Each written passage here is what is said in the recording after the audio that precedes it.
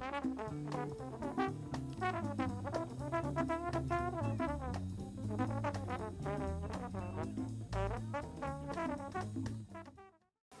evening, everyone. Welcome to Pérez Art Museum, Miami. My name is Adrienne Chadwick, and I'm the Deputy Director for Education.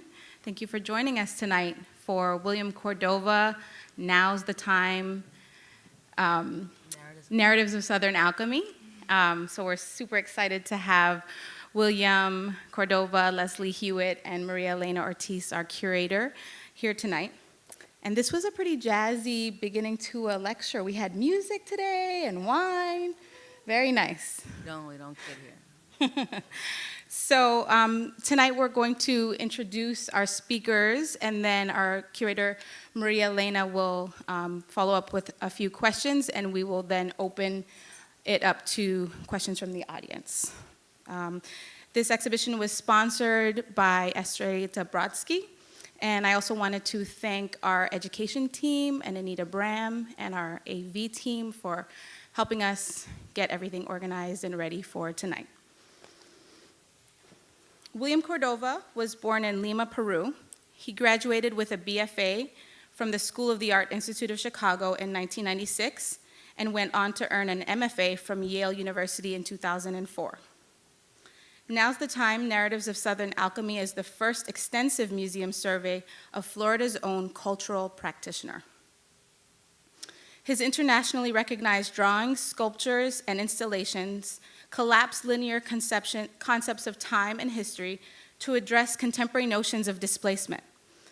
Like an ethnographer, he extensively researches symbols, people, and the common thread that binds cultures to one another, forgoing boundaries between the past and the present. His solo exhibitions have been presented at Marfa Contemporary Art in Texas, PS1 MoMA, New York, Yerba Buena Center for the Arts, Artpace, San Antonio, Museum of Contemporary Art, North Miami, Institute of Contemporary Art, Winnipeg. His works have been included in group exhibitions at the Nasher Museum at the Duke University, Pennsylvania Academy of Fine Arts, the Studio Museum in Harlem, Solomon Guggenheim Museum, the Whitney Museum of American Art. His works also belong to collections including the Berger collection in Zurich, Museo de Arte de Lima, Peru, New Orleans Museum of Art, Seattle Museum of Art, Walker Art Center, Whitney Museum of American Art, the Guggenheim Museum, the Miami-Dade College Museum of Art and Design, and also here at Pérez Art Museum, Miami. Leslie Hewitt studied at the Cooper Union for the Advancement of the Science and Arts at Yale University of Art and at New York University, where she was Clark Fellow in the Africana and Visual Culture Studies program. She was included in the 2008 Whitney Biennial and the recipient of a 2008 Art Matters research grant to the Netherlands. A selection of exhibitions include the Museum of Modern Art in New York, the Power Plant in Toronto, Artpace, New York, Project Row Houses, Houston, LAX Art in Los Angeles. Hewitt has held residencies at the Studio Museum in Harlem, the Museum of Fine Arts, Houston, the Radcliffe Institute for Advanced Studies at Harvard University, and the American Academy in Berlin, among others. From 2012 to 17, she was a faculty member at Barnard College in the Department of Art History, where she actively engaged in the Harlem semester. She is currently part of the faculty of the School of the Arts at the Cooper Union for the Advancement of Science and Arts. Leslie Hewitt's photograph, Untitled Median, from the Still Life series, 2013, is now on view here at PAM in our Within Genres permanent collection exhibition. So please take a look at the exhibition of William and also the piece of Leslie Hewitt after the talk. So please join me in welcoming our speakers today.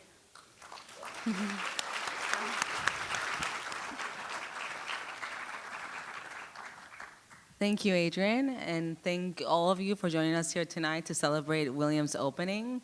Thank you, Leslie, for coming also to participate in this program. William is very special to here, our community in South Florida. His work and his trajectory really marks a very special moment in the development of what we are kind of experiencing here at the museum today. I also want to extend a thank you to my team here at PAM, because it's a team effort, and a lot of people worked really hard to make this happen, and I'm very grateful for that. What you're going to see here tonight, it's going to start as a two-part moment. First, William and Leslie, who have been collaborating for 15 years, are going to engage in what they called an offering, which is going to be an exchange between two collaborators that are offering multiple entry points to experience their practice. And then I'll ask a few questions, and then we'll open it up for the audience to enjoy. And also, this is kind of like a extension of what you'll see in the book, which is going to be here actually tomorrow morning. We had a little bit delayed thanks to FedEx. But it is on its way, and it'll be here tomorrow morning. So, you know, come back, leave us your phone number, and we'll get it to you. Without further ado. Thank you. Thank you, Maria Elena and Adrian, for the wonderful introduction. So as what was stated, we decided in the spirit of William's work and also in the spirit of the exhibition to try not to speak directly to the work, but try to create a space for the work to be and for us to be with also in context with the work. And so we decided to do something like a free association. And so we have a series of diptychs and a series of ideas and concepts that I believe also run through William's work, and hopefully touch on ideas of transmission, transcendence, and we use this term to kind of frame our conversation with each other, chronopoetics. Chrono meaning time, and I think that's also implicit in his title, Now's the Time. Mm-hmm. But also to think about how artists use time with each other, use time as a material, and poetics, which is also what artists do, right? Poesis is to make.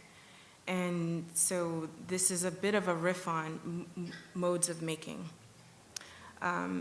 So that's a bit of the structure to help give some context. We also have time frames that also will be as a marker for us as we free associate. Images will not be there will be images of William's works, but mostly of reference points, and there will be descriptions. So even if we may not speak directly to the description, the description of the reference is there. So maybe can. So dates are really a way to mark time, in essence, but it's also what connects people, what connects artists. And I think working with William for 15 years sounds really formal, but I don't think it was like that formal. But I think artists need each other, and we gravitate to one another to help make sense of what we think we're doing in our works. And that kind of connection, but also sometimes disagreement, produces something. And so I think, like William, I'm also fascinated with the late 60s in a different way in my work, but it's something that haunts me. And Pamela Lee is, oh, sorry, I don't know what that, oh. Do you hear that? Oh, sorry, it's okay. Anyway. Keep going. Okay, so Pamela Lee has a wonderful book, an art historian who tries to kind of grapple with the works made in the mid-20th century. And she talks about it as a kind of fear of time. I think it's actually the opposite, but I want to kind of use that as a framework as well to kind of think about why time, in essence, ends up being a haunting for artists. And so the late 60s into the early 70s in a way kind of frames a paradigm shift that I think we all, whether it's civil rights to a certain degree, or if it's Vietnam War, or like in the American context, but like what were those shifts that also shaped societal awareness, and awareness of each other, awareness of I guess kind of pending shifts in society, women's movements as well, feminism, like all of those things. And so how do artists begin to kind of grapple with a legacy that they didn't necessarily participate in corporeally with their bodies, but they still kind of live in that space? And so I think this 1969, 1971 is something that I think has a aura haunting in the exhibition, but also I think in the works that I also make as well.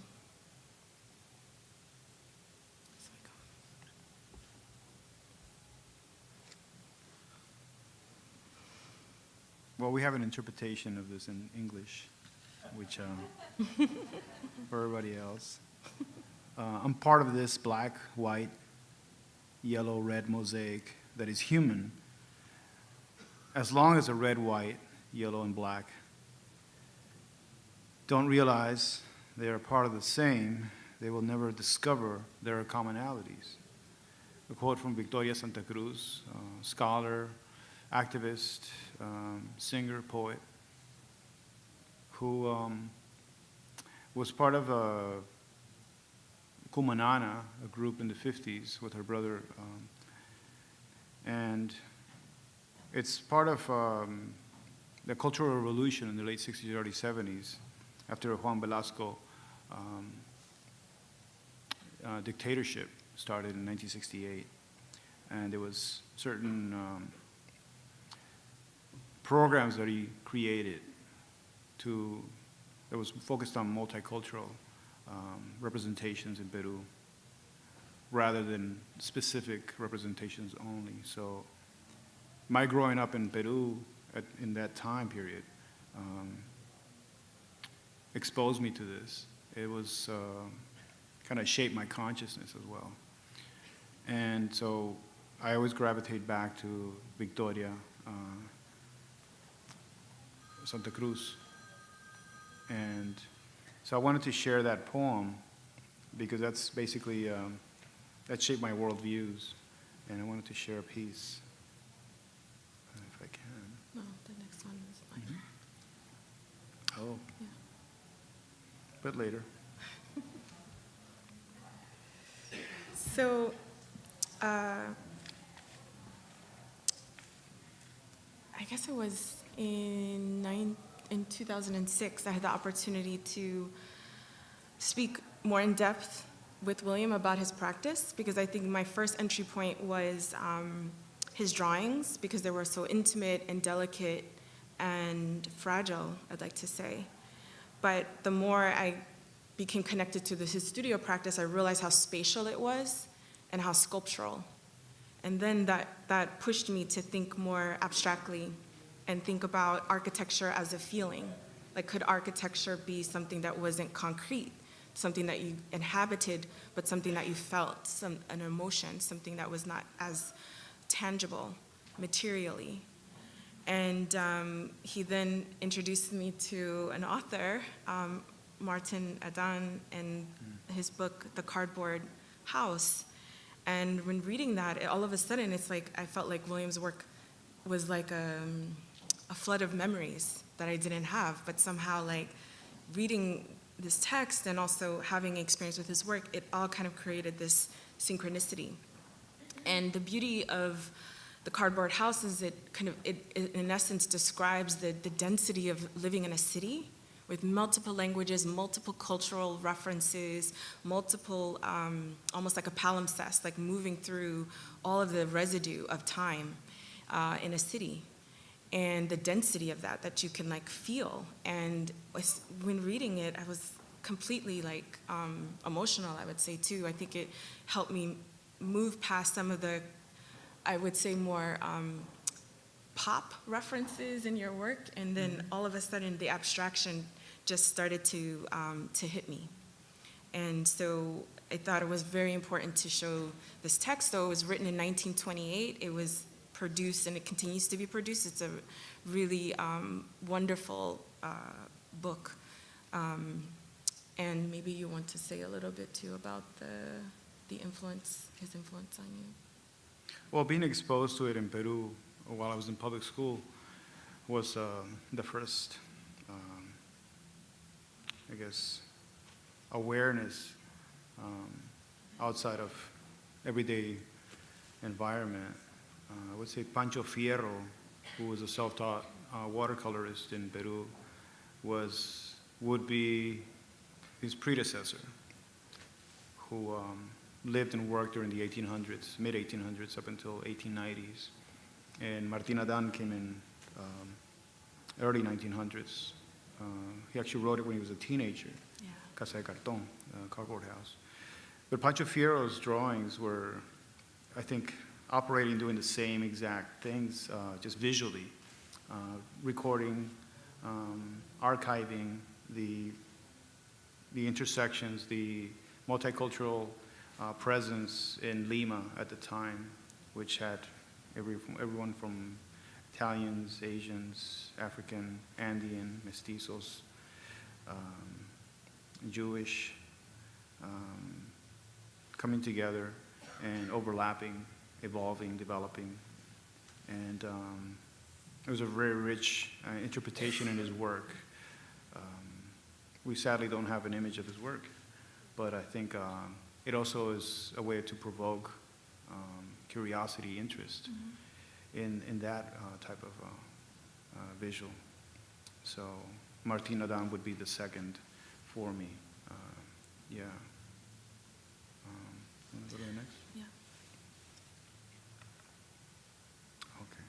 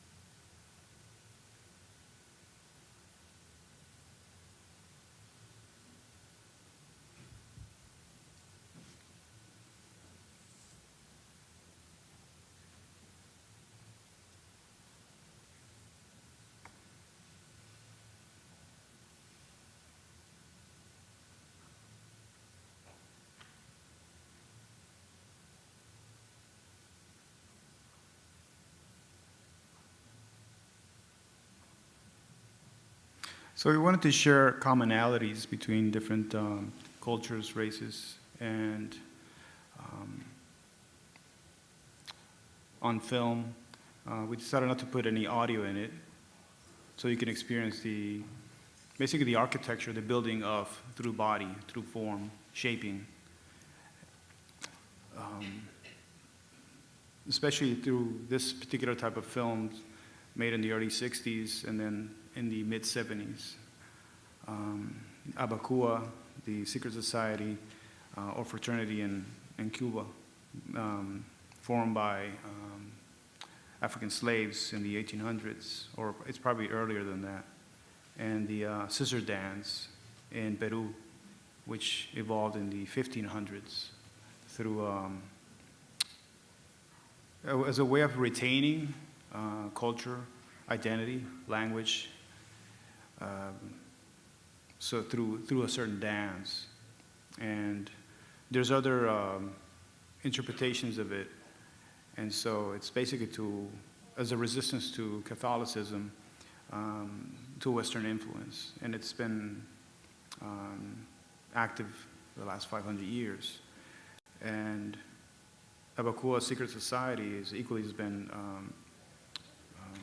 a very closed tradition, practice and ritual that functions in the same way, similar to other forms of symbols that are essential in maintaining certain values and passing those on without having them being compromised or commodified. So the film that you see with the scissor dance is something that I grew up with watching. Not exactly the same one, but it's something I was exposed to early on. And so that also opens it up for many other connections. And the individual you saw speaking was Victoria Santa Cruz. So.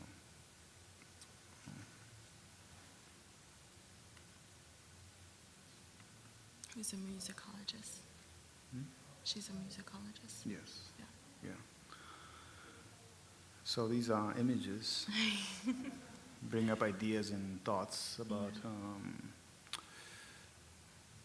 the roosters, antennas, b-boying, labyrinths, rituals, strategies, duppies, Atahualpa.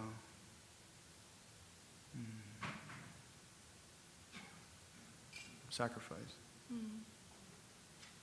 Totem, defiance, resiliency, power, electricity, sound, melancholia. Yeah.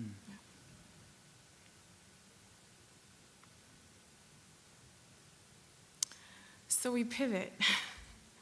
So starting with 1969, 1971, I feel like that gave a certain tone, and I think that's a tone that we see either in titles in Williams' work, also in dates. But then there's this other energy, I'd like to say. And the 80s are both powerful, but also really tragic, too. I'd like to say that. And there's still this mode of transmission that I want to bring back up, or at least just as something for us to think about in this next section, thinking about the chronopoetics of this particular time space. And I can only do it by quoting, reading almost a section from a lyric, from a song from 1989. 1989, the number, another summer, sound of the funky drummer. As the rhythm designed to bounce, what counts is that the rhymes designed to fill your mind. Now to that, you've realized that pride's arrived. We got to pump the stuff to make us tough. From the heart, it's a start, a work of art. To revolutionize, make a change, nothing's strange. What we need is awareness. We can't get careless. My beloved, let's get down to business. Mental self-defense, fitness.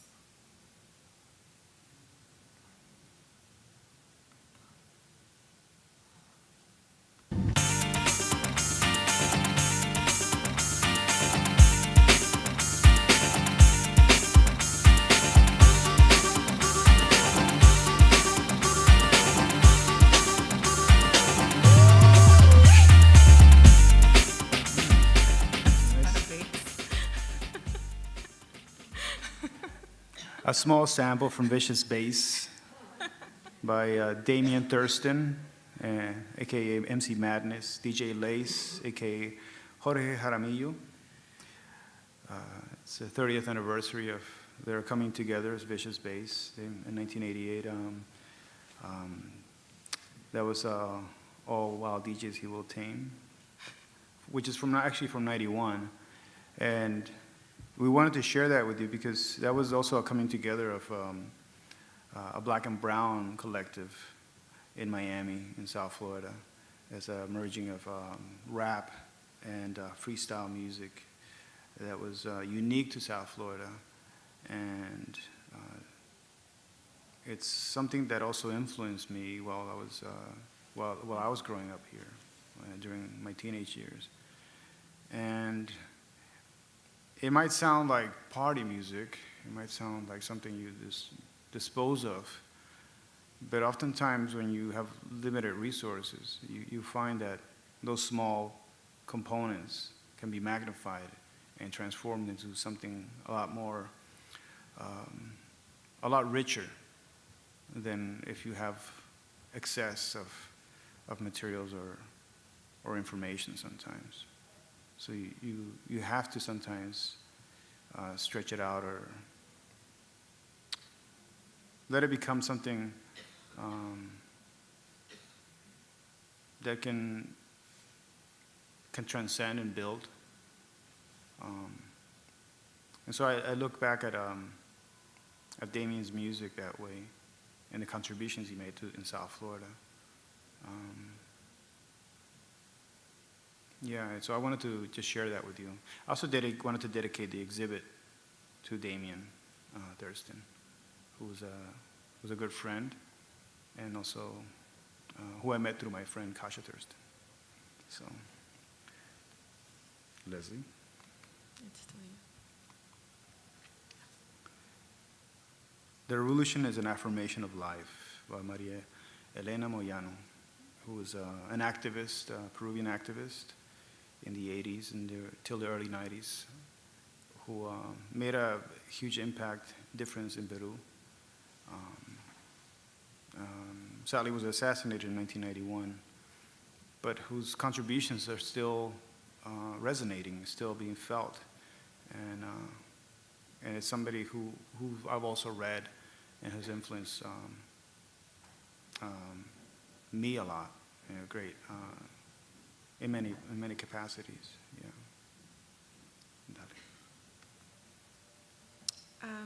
So here she is again, in action, and next to posters by Emory Douglas, who was a member of the Black Panther Party, but whose graphic images still have power. And I thought this diptych made sense to piece together because of, I think, some aspects of William's practice that I think still impact me are the subtleties that he picks up on via image. So even though he doesn't work primarily with photography, he uses appropriation as a tool to bring the past to the present. And he does that through collage and through juxtaposition. And it's also through having some aspect of the work that is accessible and graphic. And graphic doesn't have to be, I don't know, for some reason I feel like that word now means like completely abject, like graphic meaning raw, but graphic can also mean accessible, graphic can mean clarity. And I guess I'm also maybe wanting to use it as a form of drawing. So even when I think, William, you're not literally drawing, you are making connections between things. And so having this diptych between Mary Elena and Emory Douglas, though they didn't share the same time space, I think so much of William's practice makes that connection, and that I think is power, and is powerful.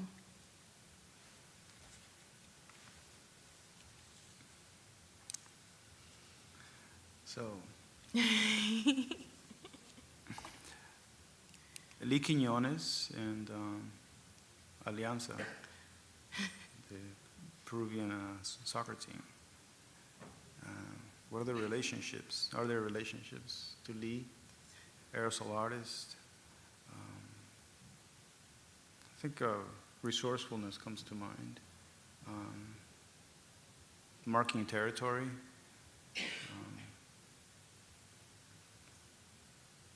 Transcending beyond the limits of the resources that we're given sometimes or placed in.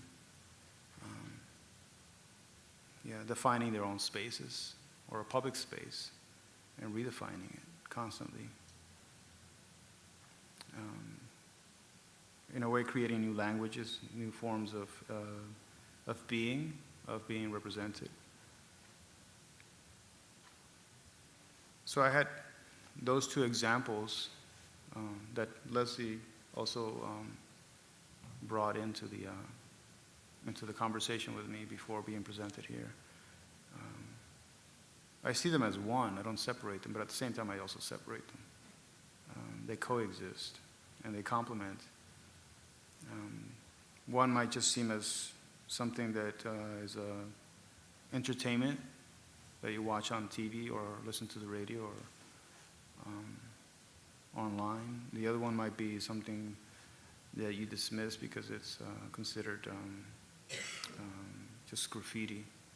Not as the academic interpretation of graffiti, but as somebody marking your porch wall or something like that. But there's other interpretations of it and why they exist.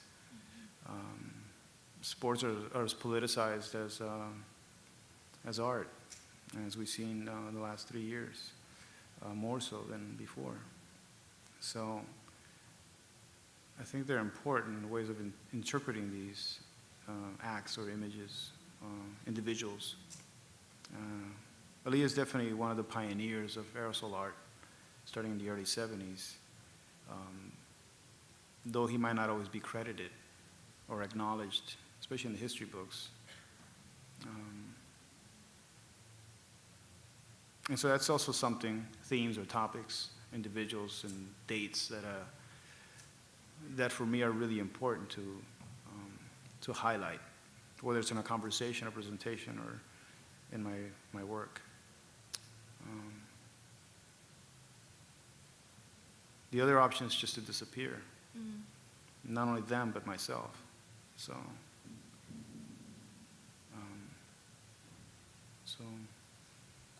I'll leave it at that. So we just have this final image, which is a selection of works that also kind of still stay within the tenor of the 1980-1985 move.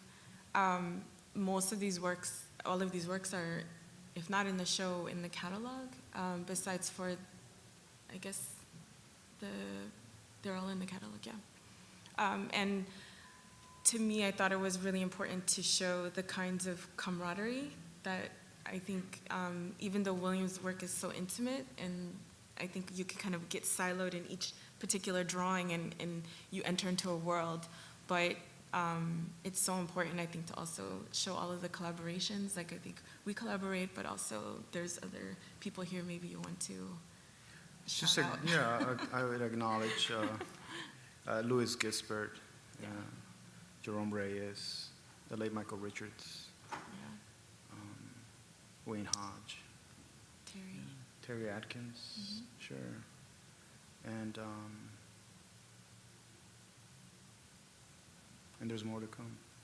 Yeah. So that was the extent of our offering. Within our very limited time line. Yeah. How are we doing with time? You guys are doing wonderfully on time. But I guess that I wanted to know more about, you started as an offering. Can you tell me more about what that means? What's being offered to who? Sure. I think I tried to say it at the beginning. So oftentimes artist talks are to dissect the work in a way, but we're not, I mean, I have some relationship to art history, but I take a very different approach. And I think how to then talk about work, what's in the work, without completely stifling it. And so something that I learned from William, actually, is you talk around it, right? You talk around it, and not to avoid, because the work is the sentence. The work is the sentence. So I think what we could do here is try to kind of create scenarios that are not only tethered to art making, but are tethered to other shared phenomena, like music, like poetry, like images that are not owned by any of us, but that circulate in the world. as a reminder that artists are tethered to those things too. So this is how I thought of it, yeah. The proof's in the pudding, so to speak. Yeah. Do you have anything to add to that, William? Oh, I said the proof is in the pudding, which is in the work. Okay. Yeah. Yeah, I mean, in a way, it reminds me a little bit of like, you know, Eduard Glissant's opacity, like not wanting to reveal. But it does felt to me, and I cannot speak for everyone, that in a way there was a lot of reveal here, like kind of revealing a process, revealing fragments. Yeah, absolutely. I mean, it made me very nervous and full of anxiety to, even though it might seem somewhat abstract, to reveal some of these like concrete images and references, so direct. Yeah, so it's different. And I think we also saw it because in the book, which you will all get tomorrow. It's happening. The book is We happening. didn't. And there's a free drawing included in 10 of the books. So, And also, there's a wonderful essay by Jeff Chang, Yeah. along with another essay by Candace Hopkins, and of course, an essay by yours truly. And William had actually signed some of the catalogs as well. and there's free drawings inside. Not all of them, but the first 10 will be mixed up. But you were mentioning, Well, I was going to say that there's an interview also that we Yes. did that was more formal than what this is. But I think also how to share the way in which artists share with each other. And sometimes you meet through your work. And I would say that happened to us. Like, I'm from New York, and he was from Miami. You have already showing in a certain degree. I was coming out of an Africana Studies program. But there was something in his work, there was something in my work that made us want to somehow ask each other questions. And I would say that I definitely liked your work Well, I first. think it started. It And started. got to know you yeah. after, you know? I think it started Sometimes it happens the that day way. we shared slides. Yeah. Where I didn't bring any work. You know, your students, the first day of school, you're supposed to show slides to all your peers, and you know everybody's revved up, and it's like, you know, mine's better. And so I didn't show any of my work. I showed photographs of my family, photographs of concerts that I snuck cameras into and photographed, like Run DMC, and you know, my brain is going blank, but. No, but I think also, and I really appreciate, I think William's very generous because you always offer back to create community. Because sometimes I think, though there was a richness of connectivity when we were in school and a lot of shared references, and I hope we tried to at least expose some of them, not kind of getting into full detail, but some of them. But the reality is that it's really hard because we have different narratives, art historically, that canonize, I'm African American, I'm a woman, you know, William's Afro-Peruvian, you know, like from Miami. You know, it just creates these silos, and it's like all of a sudden we can't, our works don't talk to each other anymore, but they do. So I really appreciate the curatorial projects that you do. It kind of pushes the fact that the work can speak, there can be connectivity across generations, across perceived barriers, and that's a richer experience for everyone in the end, I think. Yeah. and now, you know, not only we have William's show here, but we also have a work of yours on view. Like, do you see that conversation happening or continuing with the Yeah, work I that you have hope here? so. And No, definitely, I hope so. I think that's what artists, that's what we have to do. You have to keep trying to make an argument. So even if it's nonsensical or it seems absurd or like not quite clear, that's why we continue to make work in the studio. That's why you continue to try to develop. And I think there is a sensibility. You know, there's also a sensibility too. I was talking to William's friend who was very generous to talk to me at the opening or part of the opening.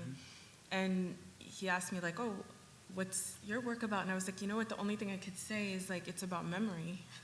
And I think that is also what William's work also has in it, that it's like trying to bring forward something from the past into the present.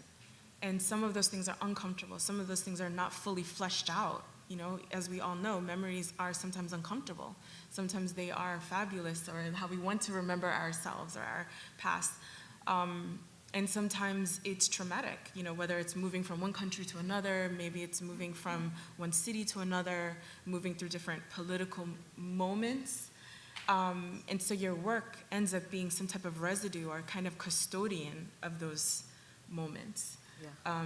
And so I think that's a shared, I think, sentiment still, yeah.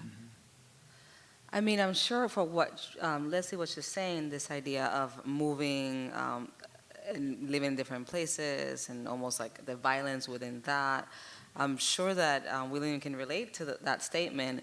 But at the same time, you know, Miami has seen you grow. Like, you know, this place, you owe something to the city, or not?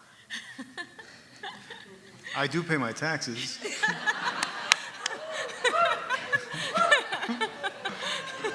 I'm always giving back. That's part of my being, you know. It sounds hokey, but without that, then there's no community, there's no growth. Yeah, so. There is a whole bunch of artist groupies that follow William everywhere. And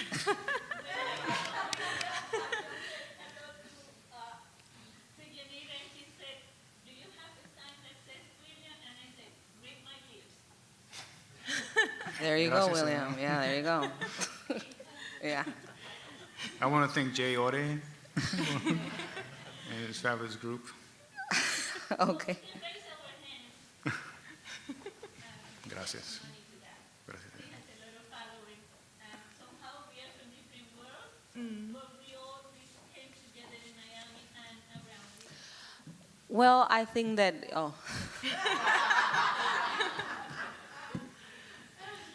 Well, I do think that, you know, and I'm not from Miami.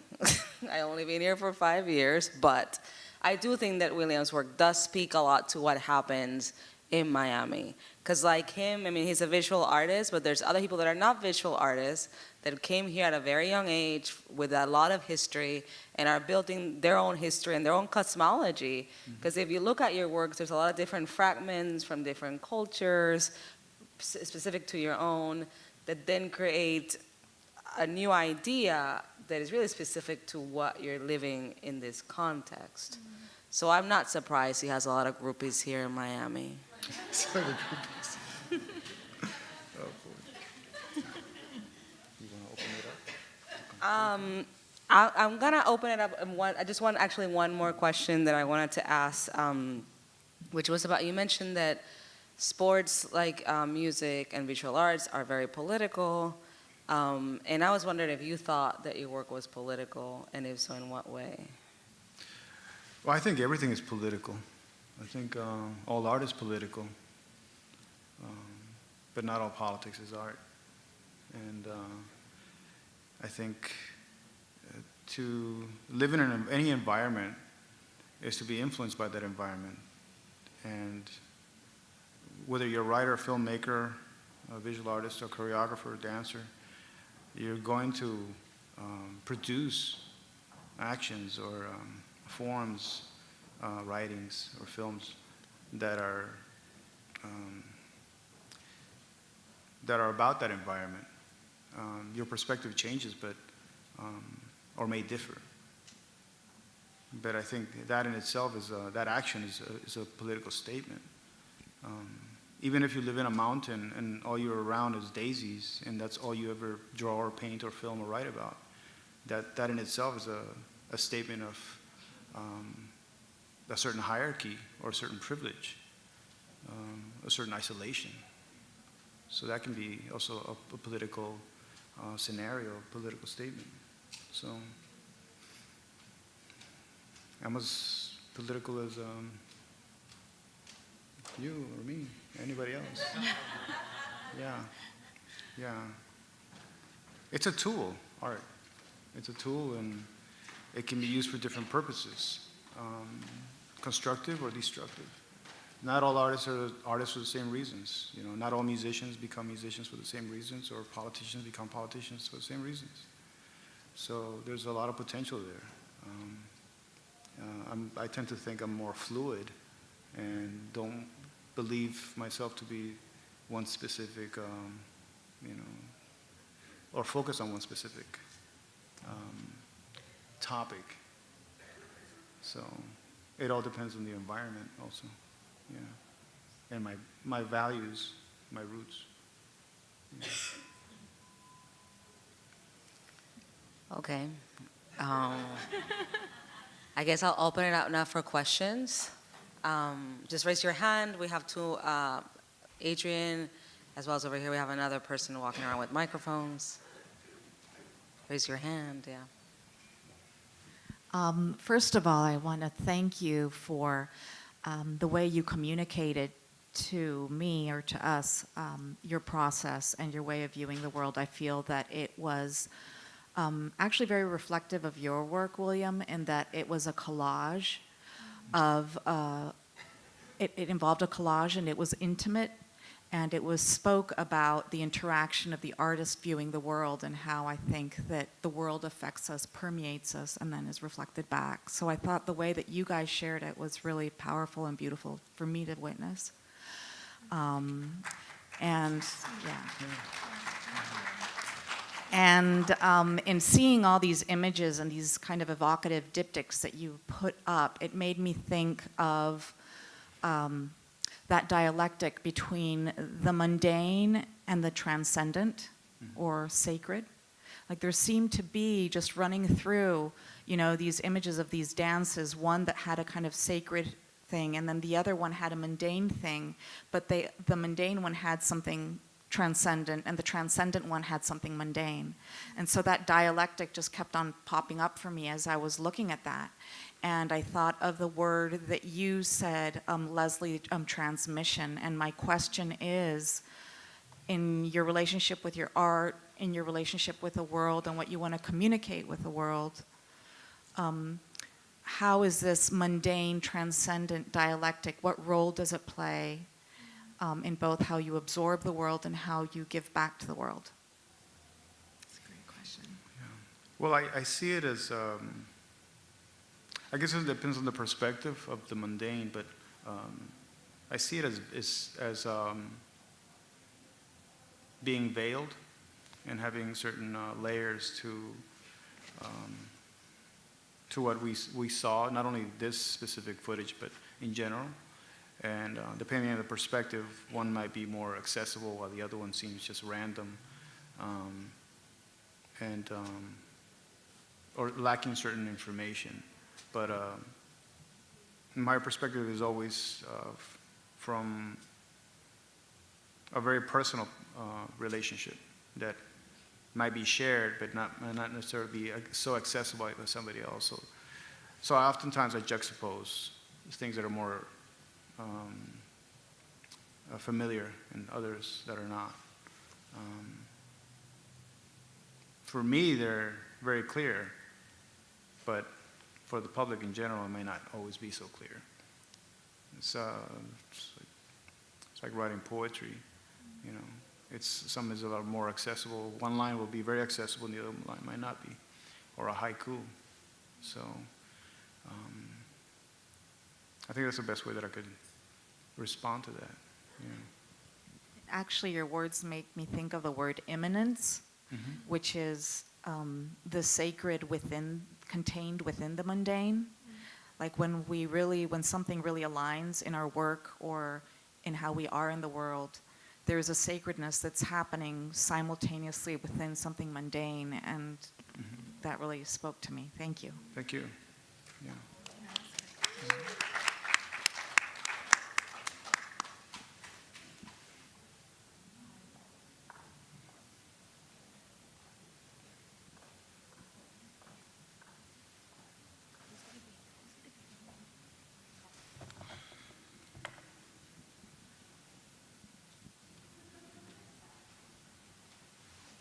William, I just wanted to ask you to elaborate a bit on that statement, the past is more infinite than the future. I mean, I see that kind of throughout your work, and your work gives insight into that idea, but I wonder if you could just kind of elaborate on that idea for a minute or two. Well, that comes from a quote by Toni Morrison. It alludes to basically understanding, knowing, and valuing the past and history, and analyzing it, understanding it so that you can go forward in time. Without that, there's no benefits if you're not grounded or harnessed into something. And that what basically you learn from that is infinite. It's endless. Rather than looking to the future, which is basically a door, it's not necessarily infinite because it's not there yet. Infinity is behind you, but oftentimes we just are conditioned to not look back, just go forward. So that's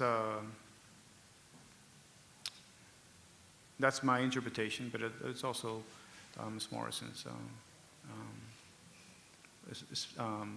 statement. Yeah. So.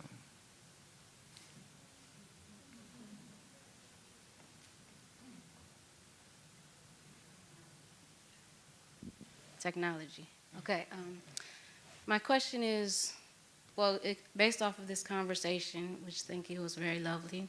I was a little late, but so based off the conversation you guys were having, it seems that you might delight in a certain level of mystery remaining, and the proof is in the pudding. But can we even really taste the pudding? Maybe so. Like we might see that it's brown, but we don't know how chocolatey it is. So I wonder if you, and then even, based off of you saying that you resist sharing all the details, the process. Do you think it's even possible for us to really get it? And how might you respond if, a viewer says, oh, got it, and there's nothing left to explain? Do you think that's possible in art making process? If there's a daisy, can we get it? Can we understand the isolation? And if we did get it, would you be satisfied? That's the question. Or upset? True. Well, I think there's two answers to that. I think certain artists, doesn't matter whether you're a visual practitioner or not, I think certain artists seek a specific response, somebody to get it, and then they move on. It's like a joke, a comedian will have that. But then certain comedians will have a joke that may not necessarily be have you rolling in laughter, but it'll provoke you to think. And then 5 days later, while you're having breakfast, you'll think of that joke again, and it'll come back. And it won't be even slightly funny. It'll just be a statement, a thought, provocation. And so there's visual work, for me, is visual poetry. I speak this way. I can't reveal more than that. It won't come out any other way. Yeah. Proof in the pudding is a complete conceptual idea. Yeah. It's, the taste comes slow. It's an accumulation of experiences, of words exchanged, of friendship, of collective community development, of revisiting same conversations or themes and topics in person or indirectly. Yeah.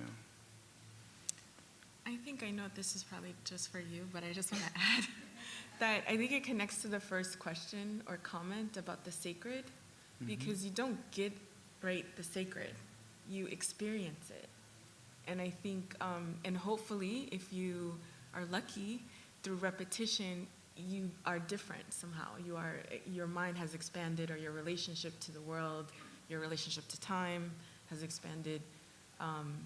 If for some people sacred is meditation, maybe it's prayer, maybe it's, so, and I think once that isn't elevated and it's hovering in the everyday, it's harder to recognize, but it doesn't mean that it's not of value. So I think the get it feeling makes it feel like it needs to be direct and consumed, but I think it's also indicative of how the show is organized. There's a lot of repetition, a lot. It's like so much repetition, but it's each one intentional. it's different. It's like a little different, and so it's like a getting to know, a way of seeing the world or a way of being in the world. So I think I just wanted to add that I think it kind of connects to what was first noted. So yeah. Oh, thank you for this great presentation. The collaboration between the two of you is probably not so new among artists, but the way you are doing it is probably a little bit different. My question is, when you look at your work prior to your collaboration as opposed to now, do you see the difference that it's brought because of the collaboration that you have between you two? I think it's like weird to say collaboration. I think in general artists gravitate to one another and share. And I think we do have like projects that we literally do together, but I also think maybe more in an APOC type of way, or epoch, this term, but it's like when you are a part of a moment, right? And I think only collectively artists speak to the time that they're in, not really in isolation. I don't think so. So I personally just feel like, William collaborates with other artists, I collaborate with other artists, and actually working on this piece, like this is mostly William, but then I'm like, we need to do this for my work too. And then like other people's from a certain generation, because it's like, from the moment you open your eyes, I opened my eyes in 1977, and then, you're building memories, you're building experiences. And so it's very exciting, at least as an artist, when you meet another artist who's asking a similar question of the world. Not exactly the same as you, but similar. And so it's really only through like time and accumulation and other like artists that I think kind of begin to speak about what was happening in the time that we, are making work within. So I think it's almost it's hard to isolate. I guess from my perspective, it's hard to isolate. Even the artists that I was mentored by, I can't even talk about them without talking about their peers or who their teachers were. It's like, it is a community. It's never really just one person. So, I think we have to use these terms, like we collaborate on this in particular, but it's like, it's just a way of working. And I think artists, we need each other too. Yeah. And so, yeah. And it could easily be called friendship as well. Yes. Thank you. Yeah. Yeah. Yeah. I want to thank William, because I think what you're giving us and you're both giving us is what is behind the artist, what is beyond what we see that the artist expressed, and how did the artist get there with these little bits here and there, which is the foundation of everybody.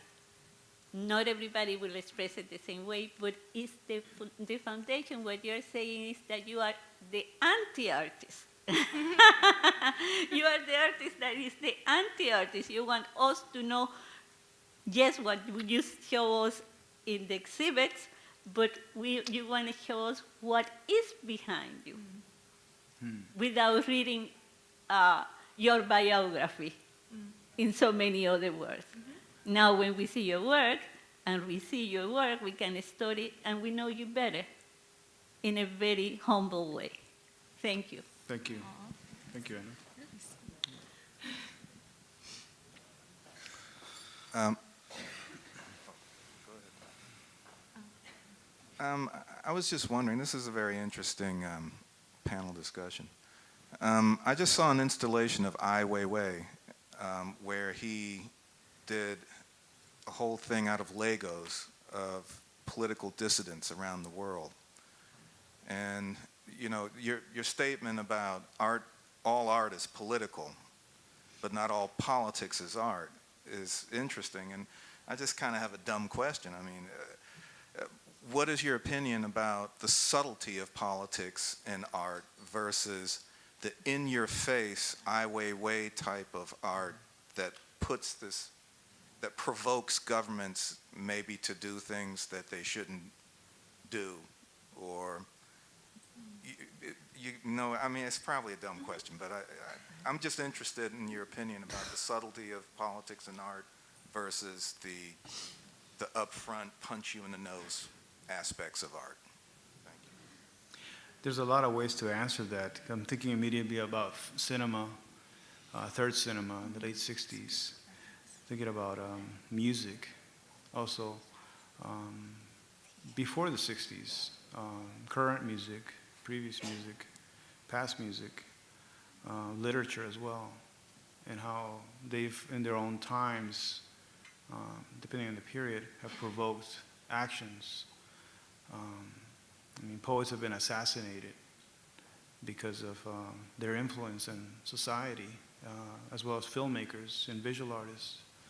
So some things are subtle, but then they build up in time. Some things are subtle and they are revisited in time, and they become a lot more powerful.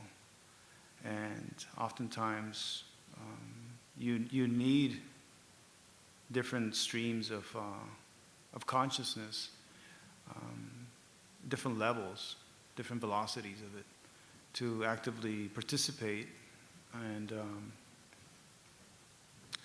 in a way, in different fronts in order to convey, to change, to provoke. Some are academic, some are not.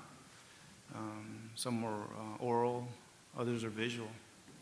And they have to coexist in order to achieve maximum impact or change, to provoke.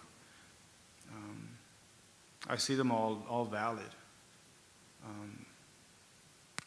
So I think something like Ai Weiwei is as necessary as Bruce Springsteen writing Born in the USA, because you had a Republican Party using that song, which they thought was pro-American, while the other side, or anybody else, was reading in the actual lyrics and realizing that it was about Vietnam War veterans who weren't being treated right. Yeah. And so somebody didn't bother to read it and used it as a campaign song. When they realized that, then they stopped using it. So for them it's one thing, somebody else might be something else. I think those are very interesting, Or Archie Shepp's Blues for Brother George Jackson. It's an instrumental piece, but it's a lot more than that. And so it might be subtle to one person, but when it's listened to, when it's heard, it provokes other things, with or without the title. So I think there's just different ways that we have to provoke thought and change. And none is any lesser than the other, I think.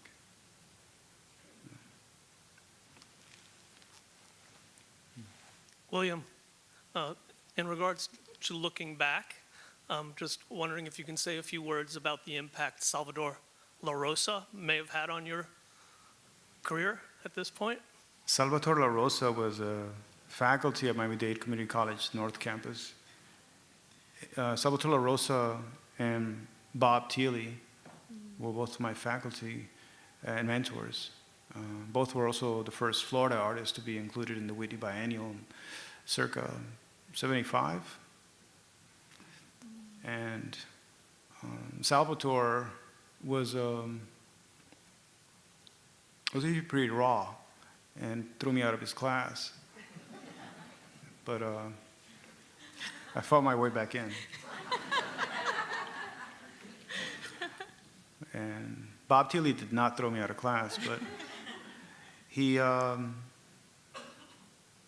nurtured me in a way that I hadn't had before. He let me make mistakes and didn't punish me for them. Sal did. But Sal influenced me in different ways. Yeah. It was a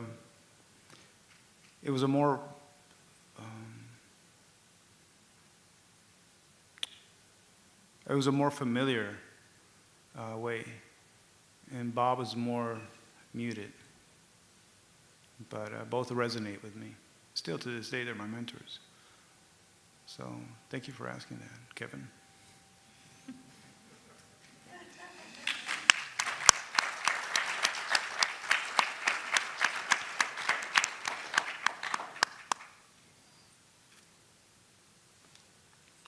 Okay, we're done. Yeah, I think we're done. Thank you, show. thank you. And please you. go watch the show. Yeah.